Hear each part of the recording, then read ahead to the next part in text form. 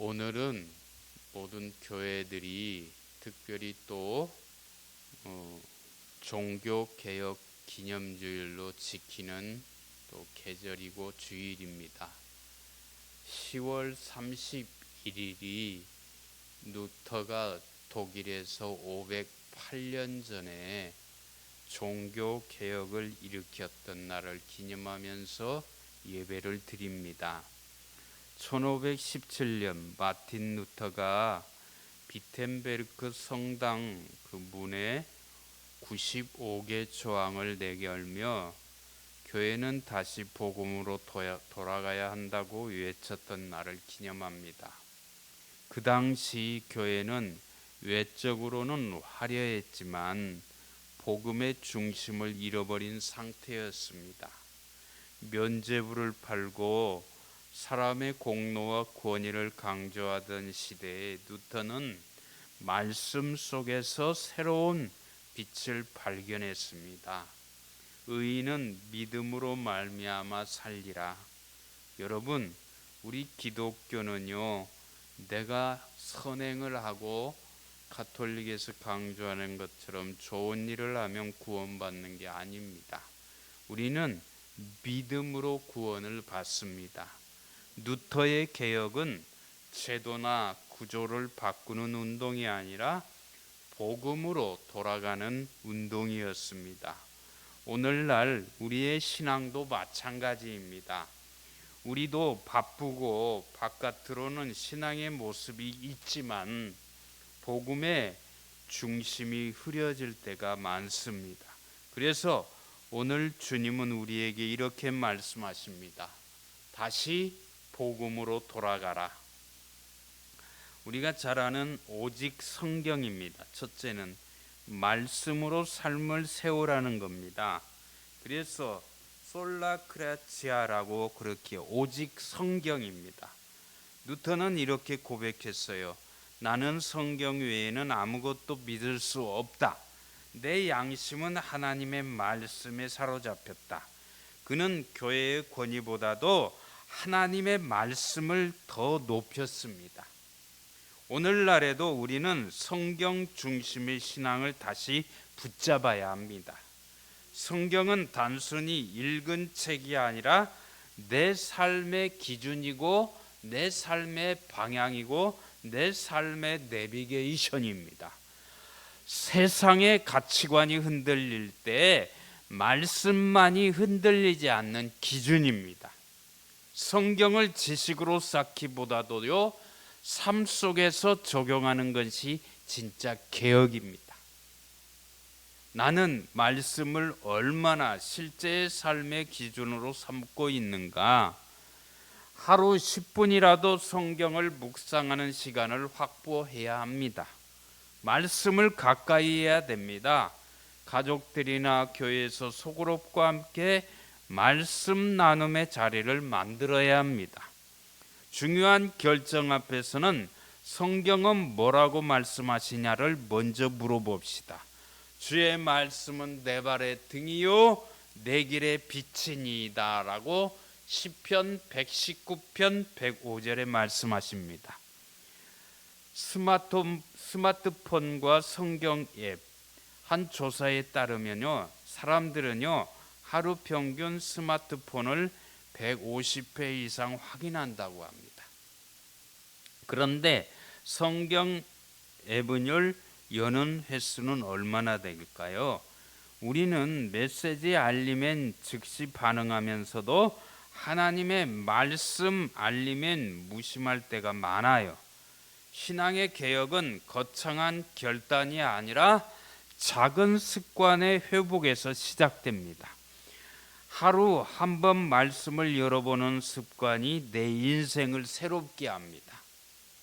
루터가 성경으로 돌아가자 외쳤던 것처럼 우리도 스마트폰에서 성경으로 시선을 돌리는 순간 이 바로 오늘의 종교 개혁인 것입니다. 말씀을 가까이 하고 다른 걸 가까이 하는 것보다도 하나님의 말씀을 가까이 하면 내 영이 살아나는 것입니다. GPS의 안내를 무시할 때 운전 중에요, 내비게이션이 방향을 알려줘요. 내비게이션의 주소를 찍고 가면 쉽게 길을 찾아갈 수가 있어요. 그러나 가보지 않는 길을 내비게이션 없이 간다는 건 힘듭니다. 그런데 내가 더 잘 안다고 생각하고 다른 길로 가면 결국 길을 잃어버려요. 하나님의 말씀도 같습니다. 말씀이 내 길을 인도하지만 내가 더 현명하다고 생각하면 결국 삶이 돌아가게 됩니다. 성경은 내 인생의 내비게이션입니다. 하나님의 말씀대로 방향을 잡을 때 내 삶이 흔들리지 않습니다. 두 번째는 오직 믿음입니다. 행위가 아닌 믿음으로 살라. 솔라 피데. 누터의 마음을 뒤흔든 한 구절이 있어서요. 그것은 오는 본문 말씀 마지막 하반절에 오직 의인은 믿음으로 말미암아 살리라. 아멘. 그는 깨달았어요. 내가 아무리 노력해도 아무리 봉사하고 기도해도 내 힘으로는 의로워질 수 없구나. 우리는 행위로가 아니라 믿음으로 구원받는 존재입니다. 오늘 우리의 신앙생활도 때로는 성과 중심이 될 때가 있어요. 얼마나 헌신했는가, 얼마나 오래 신앙생활 했는가로 스스로를 평가합니다. 하지만 복음은 이렇게 말씀하십니다. 하나님은 우리의 완벽함이 아니라 믿음을 보신다. 아멘. 믿음을 보신다는 거예요. 믿음은 결과가 아니라 관계입니다. 옛날에 내가 믿음 생활 잘했다가 중요한 게 아니에요. 현재가 중요하고 앞으로가 중요합니다. 우리는 믿음 생활을 참 잘해야 돼요. 예수님을 잘 믿어야 돼요. 하나님을 신뢰하는 것, 예수님께 내 삶을 맡기는 것이 바로 믿음입니다. 나는 여전히 내 힘으로 신앙생활을 하려 하고 있지 않는가? 어려운 상황 속에서도 하나님이 나와 함께 하신다는 믿음의 고백을 하는 삶을 사시기를 바랍니다. 실패했을 때에도 자신을 정죄하지 말고 하나님의 진리로 돌아가야 돼요. 믿음은 한 번의 결단이 아니라 매일의 신뢰인 것입니다. 너희는 그 은혜에 의하여 믿음으로 말미암아 구원을 받았으니 이것은 너희에게서 난 것이 아니요 하나님의 선물이라고 에베소서 2장 8절에 하나님께서 말씀하십니다.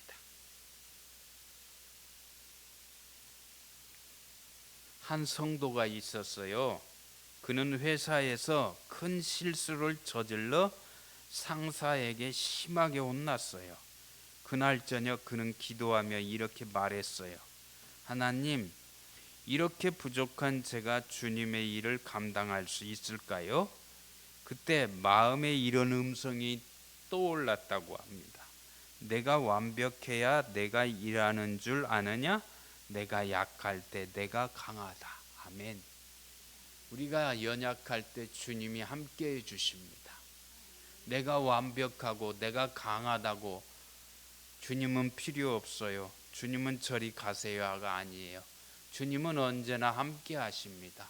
우리가 지치고 힘들고 어려울 때 주님은 나를 붙들어 주십니다. 일으켜 세우십니다. 주님이 함께 동행하십니다. 하나님, 이렇게 부족한 제가 주님의 일을 감당할 수 있을까요?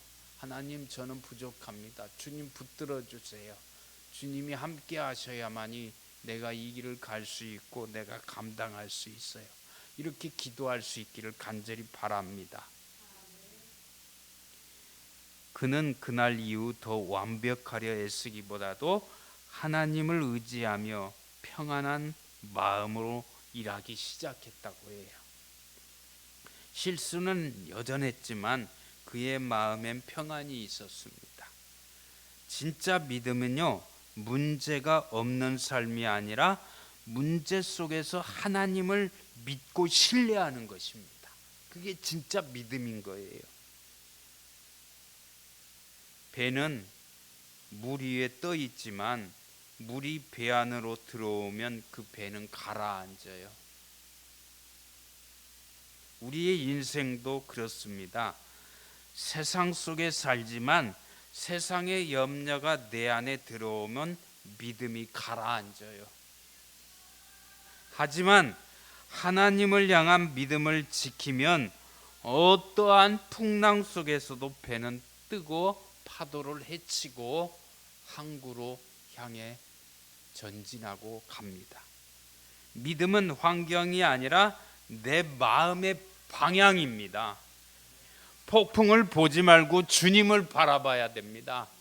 사랑하는 여러분, 주님을 바라보시기를 바랍니다. 세 번째는 오직 하나님께 영광, 모든 것은 하나님께로, 솔리 데오 그라치아, 하나님께 영광을 돌려야 돼요. 내가 복음이 아니에요. 하나님께 영광을 돌리는 거예요.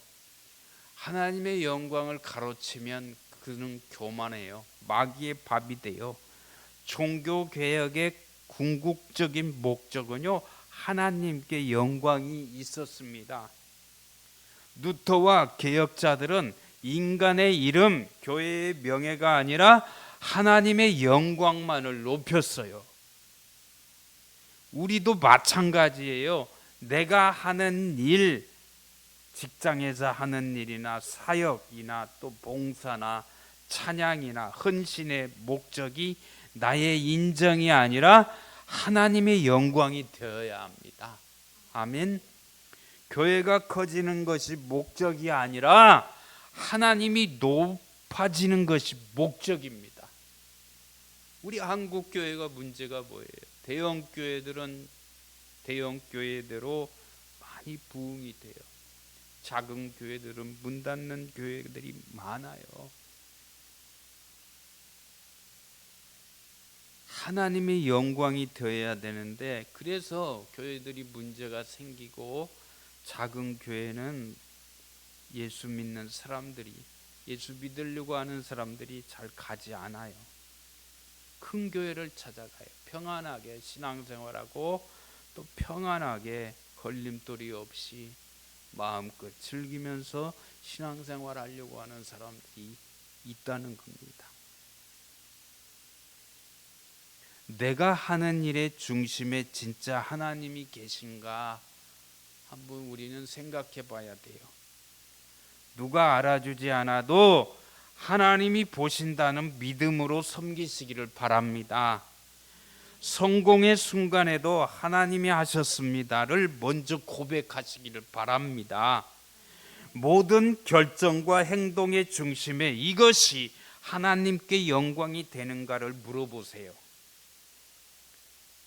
그런즉 너희가 먹든지 마시든지 무엇을 하든지 다 하나님의 영광을 위하여 하라고 고린도전서 10장 31절에 하나님께서 말씀하십니다. 한 교회에 이름도 잘 알려지지 않는 한 권사님이 있었습니다. 그분은요, 매주 새벽 아무도 없는 시간에 교회 화장실을 청소하셨습니다. 어느 날 목사님이요, 권사님 그렇게 힘든 일을 혼자 하시네요 하자 그분은 미소를 지으면서 이렇게 대답했다고 합니다. 사람이 안 봐도 하나님은 보시잖아요. 그분의 헌신이야말로 하나님께 영광을 돌리는 삶의 모습이었습니다. 우리도 마찬가지예요. 누가 안 알아줘도 하나님은 다 아시고 하나님은 보시기 때문에 우리는 교회에 충성하고 봉사해야 될 줄로 믿습니다. 하나님은요, 크게 하는 사람보다도 하나님 중심으로 하는 사람을 기뻐하십니다. 공연 무대에서 포스트라이트를 받는 배우가 눈에 띄지만요, 공연이 제대로 되려면 무대 뒤에서요, 조명하는 사람, 음향을 맡은 사람, 무대 장치를 하는 사람, 조용히 담당하는 사람들이 필요로 합니다. 그들이 없으면 공연은 성립되지 않아요. 우리가 드라마나 영화의 주인공은요, 혼자 주인공이 아닌 거예요. 엑스트라도, 하다못해 무대를 장치하고 꾸미는 사람도 다 함께 하기 때문에 그 사람은 그 주인공이 되는 거예요. 그들이 없으면 공연은 성립되지 않아요. 우리의 신앙도 마찬가지예요. 하나님은 무대 위에 화려한 사람이 아니라 무대 뒤에서 조용히 섬기는 손을 귀하게 보십니다. 사람의 시선보다도요, 하나님의 시선이 중요합니다. 진짜 종교개혁은요, 내 마음의 중심이 하나님 중심으로 바뀌는 거예요. 루터의 망치 소리가 있어요. 1517년 10월 31일 루터가 비텐베르크 성당 문에 못질을 하는 그 순간, 그 소리는 단지 나무 문에 울린 소리가 아니었어요. 그건 잠든 교회를 깨우는 영적인 망치 소리였습니다. 오늘날 우리에게도 하나님은 묻습니다. 너는 마음의 문은 닫혀 있지 않느냐? 나의 말씀, 나의 믿음, 나의 영광을 다시 붙잡겠느냐? 하나님은 이렇게 물으실 겁니다. 오늘 우리의 결단이 다시금 복음의 망치 소리가 되시기를 바랍니다. 종교개혁은 508년 전의 사건이 아니라 오늘의 부르심입니다. 루터는 성당문에 95개 조항을 붙였지만 오늘 우리는 우리 마음의 문에 복음을 붙여야 돼요. 복음을.